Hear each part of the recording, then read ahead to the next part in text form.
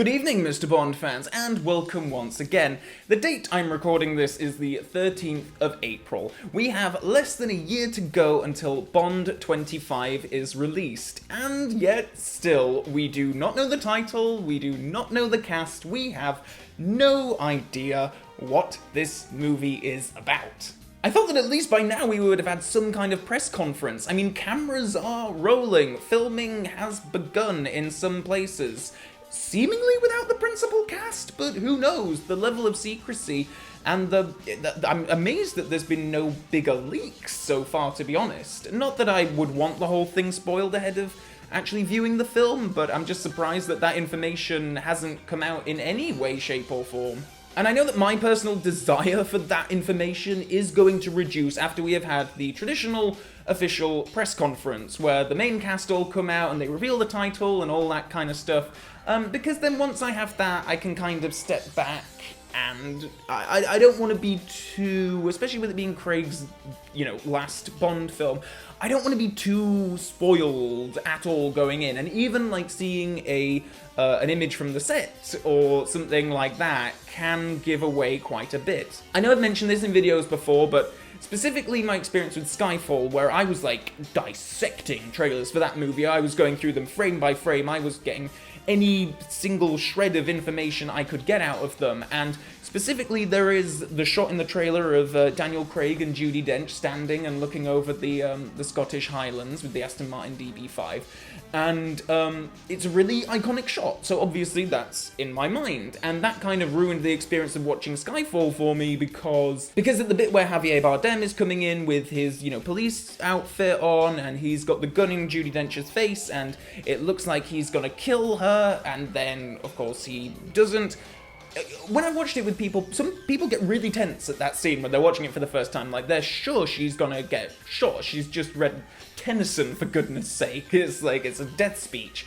And yet she doesn't die, and that's quite a nice surprise, I think. But because I had seen that trailer so much, and I had that image of her and Bond in the Scottish Highlands in my mind, I knew that it just couldn't, she couldn't die at that point because that scene hadn't happened yet, so she must have been alive for that. And that's the kind of thing that I want to avoid with Bond 25. I'm still going to be doing the occasional update video. So in this drought of Bond information that we find ourselves in right now, it is important to find other Bondian things to occupy yourself, and a big part of that for me has been reading the Ian Fleming books. It used to be a big blind spot in my Bond knowledge and something that I would sort of say under hushed tones, like, oh, sorry, I haven't read the Fleming works, but now I'm 10 books in, I've got a few more to go, and then I will have read all of Ian Fleming's Bond adventures, and hopefully we'll be able to speak with some kind of authority on it. The books that I've been reading are some old copies that I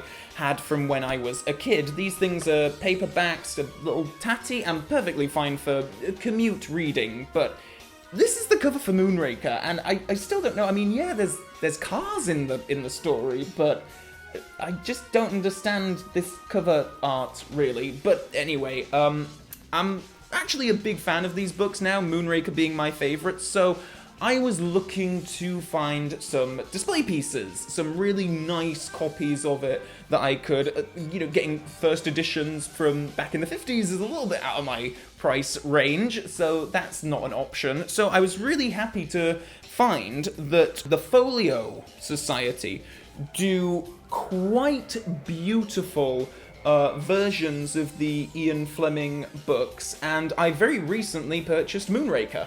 Being my favourite Bond novel so far, it seemed like an obvious choice, and as soon as I took it out of the packaging, I knew this edition was never going to be coming on a tube with me. It's far too beautiful to be potentially jostled around in a bag, but it is a perfect display piece and looks great on the shelf with my other Bond books. The main draw of this particular edition for me was the illustrations, and while the book doesn't feature many of them, the ones that are here are beautiful and provide excellent visualizations of some very specific moments in the story. I especially love the illustration of Drax himself. It's always interesting to see how people interpret character descriptions and the like, and how different they can be to your own. I'm very impressed with the quality of this, and if you're looking to invest in some premium versions of the classic Ian Fleming stories, these are certainly the best I've ever come across. They're really classy products, and just the books on a whole are helping me through this Bond information drought. So I'm curious to know what you guys, if you guys have anything, have some of you revisited the Fleming works, or visiting them for the first time, or visiting some of the games for the first time? Like, I'm really curious to know how other Bond fans cope with their fandom during these drought periods. Please do let me know in the comments below, and of course, as always, if you would care to follow me on my Facebook page or my Twitter page, that would be most appreciated. And also, please do head over to my Patreon page if you wish to support me and the channel and have the opportunity to decide what non-Bond movies I am going to be reviewing on the channel. That's it for this time, Bond fans, so long for now.